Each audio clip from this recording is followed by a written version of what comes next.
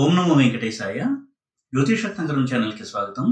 ఈ వీడియోలో ఒక జాతకంలో రుణ బాధలనేవి ఎటువంటి ప్లానెట్స్ కలిగిస్తాయి, ఎటువంటి ప్లానెటరీ కాంబినేషన్స్ ఉన్నప్పుడు డెట్స్ అంటే రుణాలు, అప్పుల బాధలు ఎక్కువగా ఉంటాయి. ఎటువంటి స్థానాలు ఈ అప్పుల బాధలను సూచిస్తాయి, ఏ కాంబినేషన్స్‌లో ఈ రుణ బాధలనేవి ఎక్కువగా ఉంటాయి, దాని నుంచి మనల్ని ప్రొటెక్ట్ చేసుకోవడానికి ఎటువంటి జాగ్రత్తలు తీసుకోవచ్చు, ఇటువంటి విషయాన్ని డిస్కస్ చేద్దాము.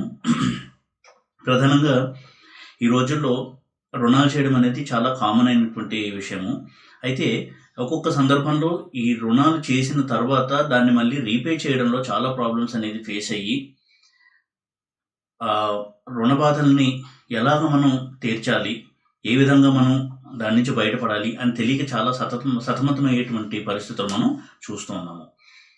అయితే రుణాల విషయంలోకి వచ్చినప్పుడు మనం ప్రధానంగా ముఖ్యమైనటువంటి గ్రహాలు ఏమిటి, అలాగే స్థానాలు ఏమిటి అనేది కొంత పరిశీలిస్తే మనకు కొంత ఐడియా అనేది వస్తుంది. ఈ రుణ బాధలు ఏమన్నా మనకి రాబోతున్నాయా వచ్చేటువంటి దశ అంతర్దశల కాంబినేషన్లో అనేది ఒక అవగాహన తెచ్చుకోవడానికి ఉపయోగపడుతుంది. ప్రధానంగా రుణ బాధలను కలిగించేటువంటి ప్లానెట్స్ కనుక చూసినట్టయితే కుజుడు, శని, రాహువు, అలాగే బుధుడు, గురువు, వీరు కూడా రుణబాధల్ని ఇచ్చి జాతకుడిని చాలా చాలా ఇబ్బందులను గురి చేసేటువంటి ప్లానెట్స్. అలాగే స్థానాల విషయానికి వచ్చినట్టయితే 2nd house, 6th house, 8th house, 11th house, 12th house, ఇవి ప్రధానంగా మనం చెక్ చేసుకోవాలి.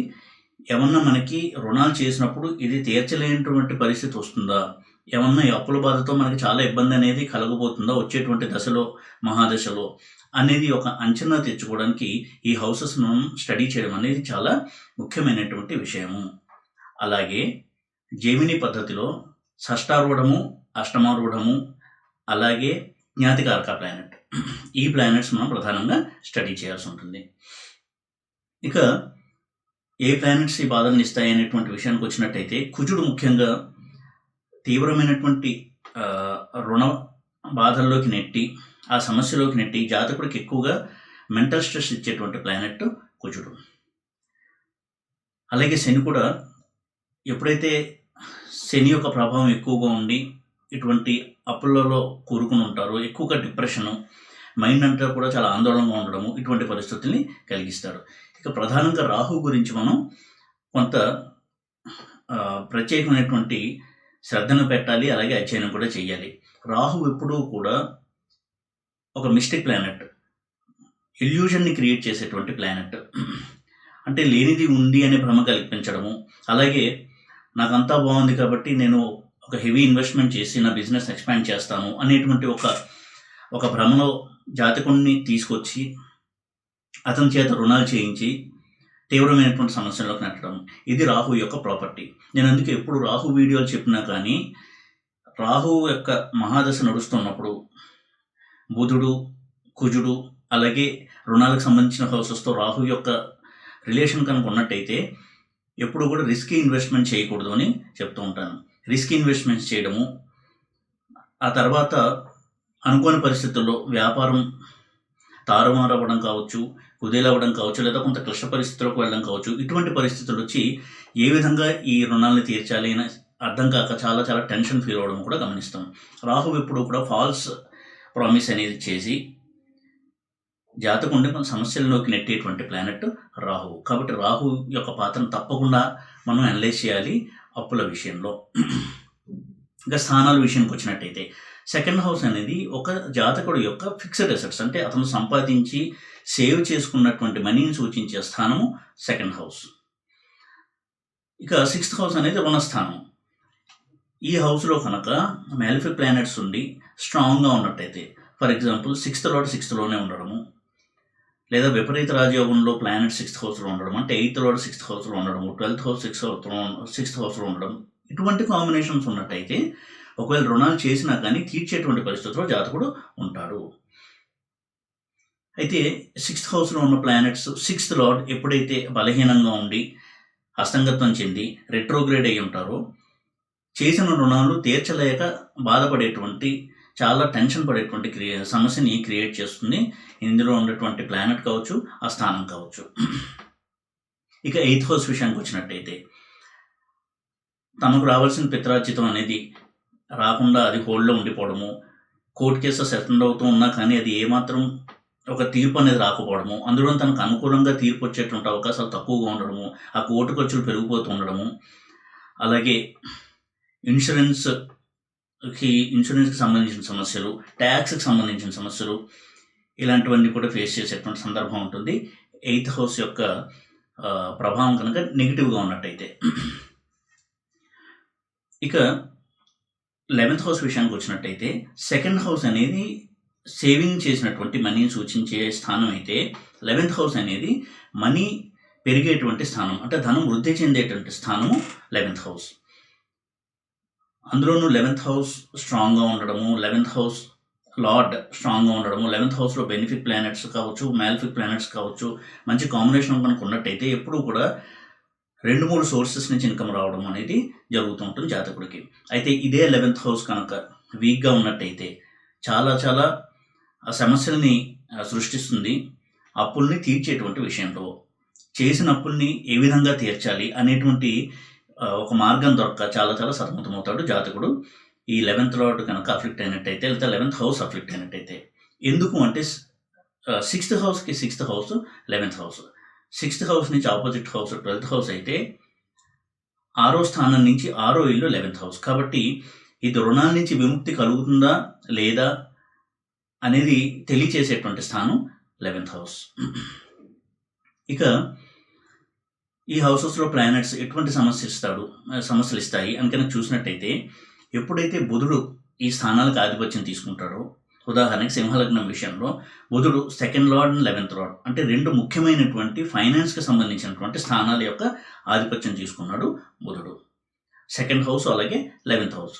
ఇటువంటి బుధుడు వీక్ అండ్ నెగిటివ్గా కనుక్కున్నట్టయితే, బుధ మహాదశ నడుస్తున్న టైంలో అతనికి ఎక్కువగా ఫినాన్షియల్ క్రైసిస్లో, అంటే ఆర్థిక సంక్షోభంలో ఇరుక్కునేటువంటి అవకాశాలు చాలా ఎక్కువగా ఉంటాయి. బుధుడు దుస్థానంలో ఉండి రెట్రోగ్రేడ్ అయినా, ఇదే సింహలగ్నానికి లేదా దుస్థానాధిపతులతో కలిసి ఉన్న, ముఖ్యంగా బుధ రాహులు కలయిక కనుక ఉన్నట్టయితే, బుధ మహాదశలో రాహు అంతర్దశ ఎప్పుడైతే వస్తుందో తీవ్రమైనటువంటి ఆర్థిక సంక్షోభంలో, అప్పుల ఊబిలో కూరుకుపోవడం అనేది తరచూ మనం గమనించవచ్చు. అప్పుల విషయంలో చాలా చాలా జాగ్రత్తగా ఉండాల్సిన ప్లానెట్ ఏదైనా ఉంది అంటే రాహుతో సంబంధం ఉన్నటువంటి బుధుడు. ఎందుకంటే బుధుడు చాలా సాఫ్ట్ ప్లానెటే కాదు, ఫాస్ట్ ప్లానెట్, చాలా త్వరగా స్పందించేటువంటి ప్లానెట్. కాబట్టి బుధుడు స్ట్రాంగ్గా లేక ఏదైనా స్థానంలో కనుక ఉన్నట్టయితే, ఆ స్థానం యొక్క రిజల్ట్స్ ఎప్పుడూ కూడా చాలా ఆసిలేటింగ్గా ఉంటాయి, అంటే స్థిరంగా ఉండకుండా ఆ జాతకం చాలా ఇబ్బంది పెడుతూ ఉంటాయి.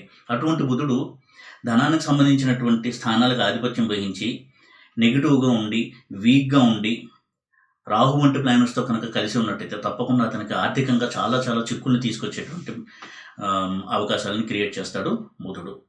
అలాగే బుధుడు ఎక్కువగా ఆర్థిక సంబంధమైనటువంటి సమస్యలు ఇచ్చేటువంటి ప్లానెట్ కుజుడితో కలిసినప్పుడు కూడా, బుధ కుజుల కలయిక కూడా ఆర్థిక విషయాల్లో చాలా చాలా సమస్యలను తీసుకొచ్చేటువంటి ఒక కాంబినేషన్.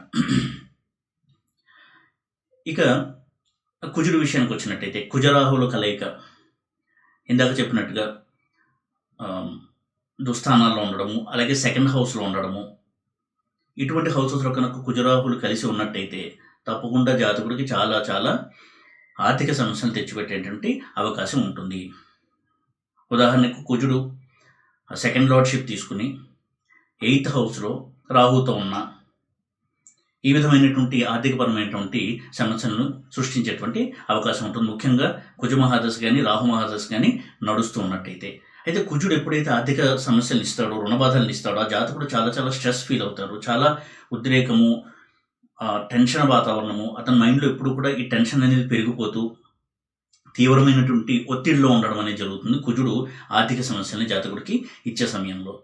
అతని యొక్క డెసిషన్ మేకింగ్ ఎబిలిటీ కూడా, అంటే నిర్ణయాలు తీసుకునేటువంటి శక్తి కూడా దీనివల్ల ప్రభావితమయ్యి సరైన నిర్ణయాలు తీసుకోలేకపోవడము, ఆ రుణబాధల నుంచి విముక్తి పొందేటువంటి మార్గాల్ని అన్వేషించే ప్రయత్నంలో సరైన నిర్ణయాలు తీసుకోకుండా పొరపాటు నిర్ణయాలు తీసుకుని మరింతగా ఈ ఒత్తిడిని పెంచుకోవడము, ఇటువంటి పరిణామాలు చోటు చేసుకున్నటువంటి అవకాశాలు ఉంటాయి కుజుడు వల్ల, ముఖ్యంగా ఆర్థిక సమస్యలు కనుక ఇస్తున్నట్టయితే ఈ కుజుడు.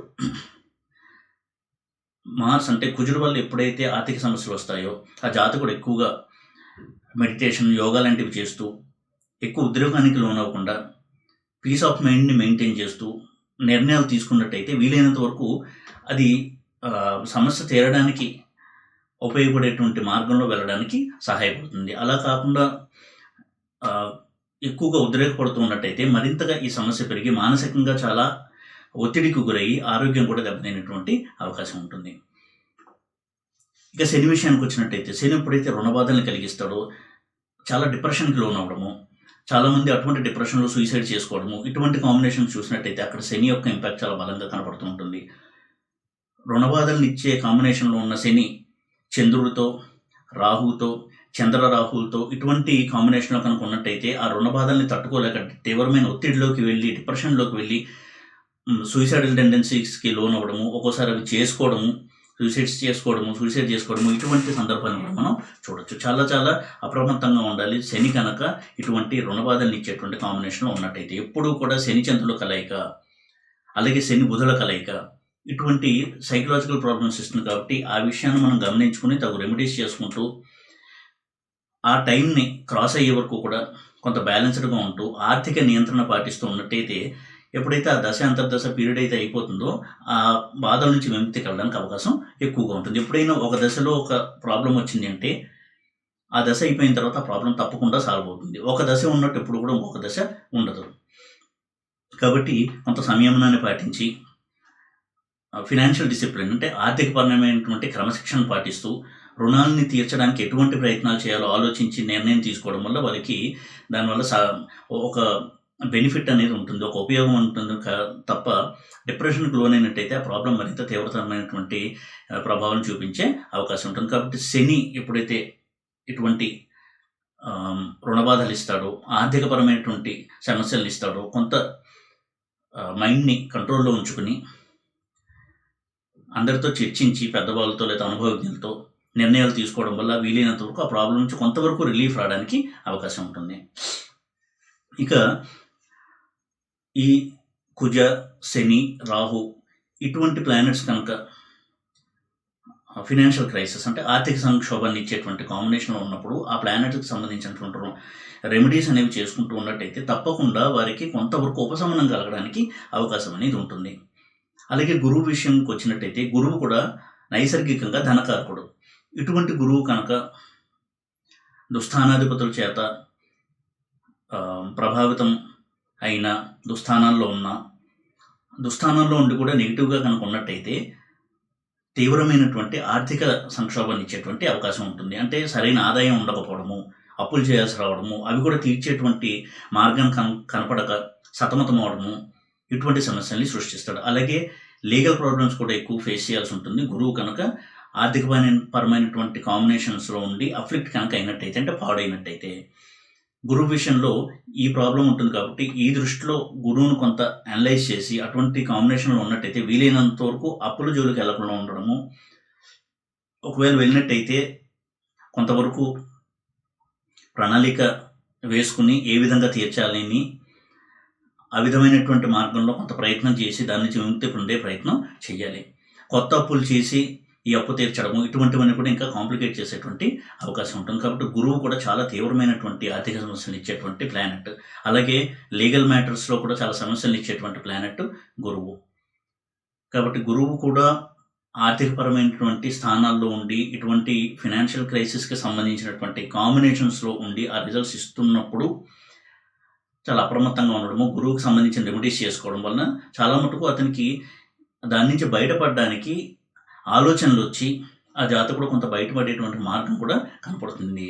ఎందుకంటే రెమెడీస్ ఎప్పుడు కూడా మైండ్ మీద ఎక్కువగా పనిచేస్తాయి కాబట్టి ఆలోచన శక్తి అనేది పెరిగి పాజిటివ్ థింకింగ్ పెరిగి ఏదో ఒక మార్గాన్ని అన్వేషించి కొంతవరకు అందులో రిలీఫ్ పొందడానికి జాతకుడు ప్రయత్నించే అవకాశం ఉంటుంది రెమెడీస్ చేసుకోవడం వల్ల. అలాగే ఇందాక చెప్పినట్టుగా జైమిని పద్ధతిలో షష్టారూఢము, అష్టమారూఢం కూడా రుణాన్ని సూచిస్తాయి.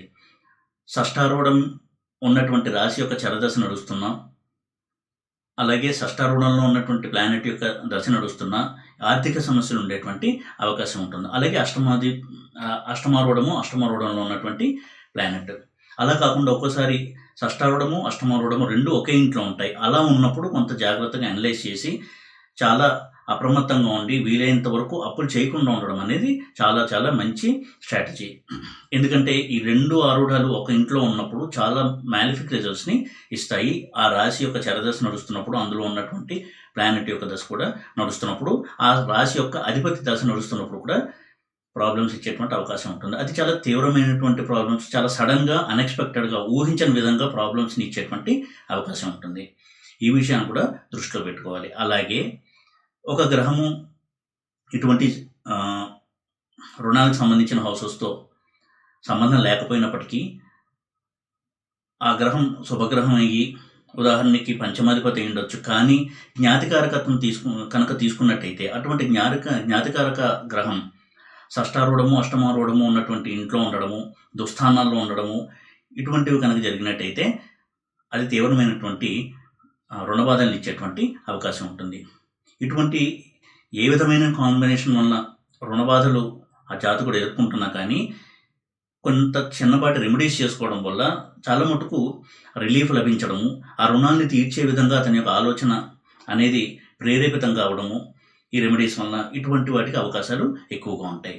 ఎప్పుడు రుణబాధలు ఎక్కువగా ఉన్నా అది ఎలా మనం మేనేజ్ చేయాలి అనేటువంటి ఒక ఒత్తిడి ఉన్నా కానీ హనుమదారాధన చేయడము, అలాగే శ్రీ వెంకటేశ్వర స్వామి ఆరాధన చేయడం అనేది ఈ రుణబాధల నుంచి బయటపడడానికి ఒక ఉపాయము, తట్టేటువంటి మార్గంగా అతని యొక్క ఆలోచన సాగుతుంది. కాబట్టి చాలా మటుకు జాతకుడికి హెల్ప్ చేసేటువంటి జనరల్ రెమెడీస్ ఇవి. ఈ విధంగా వీలైనంత వరకు ఫినాన్షియల్ డిసిప్లిన్ పాటించడం అంటే ఆర్థిక క్రమశిక్షణ పాటించడము, కొత్త అప్పులు చేయకుండా ఉండడము, రిస్కీ ఇన్వెస్ట్మెంట్స్ చేయకుండా ఉండడము, ఇవన్నీ కూడా రుణాల బాధల్ని పెంచకుండా ఉండడానికి సహాయపడేటువంటి కొన్ని మార్గాలు. ఏదేమైనా కానీ ఒక దశ లేదా ఒక పీరియడ్లో రుణబాధలు అనుభవిస్తున్నప్పుడు ఆ దశ కనుక అయిపోయినట్టయితే ఆ బాధల నుంచి కూడా సాధారణంగా విముక్తి కలుగుతుంటుంది. కాబట్టి ఏ దశలో అంతర్దశలో రుణబాధలు వచ్చాయని స్టడీ చేసి ఎంతవరకు ఉంటుందా రుణబాధ అనేది ఒక ఐడియా తెచ్చుకుని ఆ టైం పీరియడ్ సాగుతున్నంతసేపు వీలైనంతవరకు రెమెడీస్ చేసుకుంటూ ఆర్థిక నియంత్రణ పాటిస్తూ ఉన్నట్టయితే చాలా మటుకు రుణబాధలు నుంచి విముక్తి కలగడానికి అవకాశం ఉంటుంది. అంతే తప్ప ఎక్కువగా ఆందోళన చెంది మరింత కాంప్లికేట్ చేసుకునేటువంటి అవకాశాలు మాత్రం సృష్టించుకోకూడదు. ఏదేమైనా ఇటువంటి గ్రహాలు కనుక అఫ్లిక్ట్ అయ్యి రుణాలకు సంబంధించినటువంటి హౌసెస్లో, ధనానికి సంబంధించిన హౌసెస్లో అఫ్లిక్ట్ అయినట్టయితే తప్పకుండా కొంత అనాలిసిస్ చేసి రెమెడీస్ చేసుకుని సంయమనంతో, ఓర్పుతో ఆ కాలాన్ని కనుక ముందుకు సాగదీసినట్టయితే తప్పకుండా ఆ పీరియడ్ అయిన తర్వాత మళ్ళీ ఆ రుణబాధల నుంచి విముక్తి కలగడానికి అవకాశం ఎక్కువగా ఉంటుంది.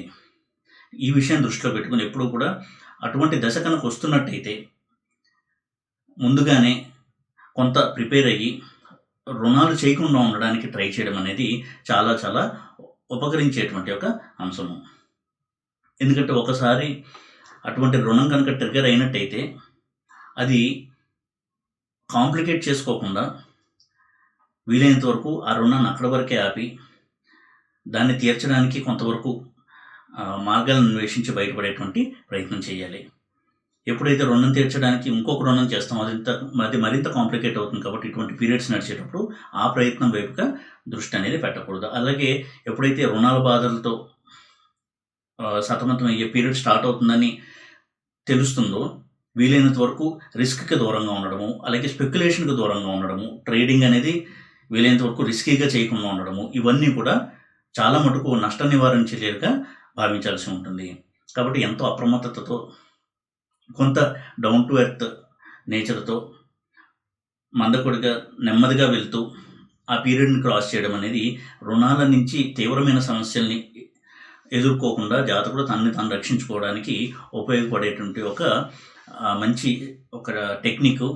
ఆస్ట్రాలజీ పరంగా ఈ విధమైనటువంటి ఒక అవగాహన తెచ్చుకుని వీలైనంత రుణాల జోలికి వెళ్లకుండా ఉండడం అనేది అసలు చాలా మటుకు ఒక ప్రివెంటివ్ యాక్షన్గా పనిచేస్తుంది. కాబట్టి ఈ విషయాన్ని దృష్టిలో ఉంచుకొని రుణ బాధలను ఇచ్చేటువంటి ప్లానెట్ యొక్క మహాదశ కనుక స్టార్ట్ అవుతోంది అని కనుక అనిపించినట్టయితే కొంత ఆర్థిక క్రమశిక్షణ పాటిస్తూ వీలైనంత వరకు సేఫ్గా ఉండడానికి ప్రయత్నించడం అనేది ఒక మంచి పద్ధతి. ఈ వీడియో కనుక మీకు నచ్చినట్టయితే లైక్ చేసి, షేర్ చేసి, సబ్స్క్రైబ్ చేయండి. ఓం నమో వెంకటేశాయ.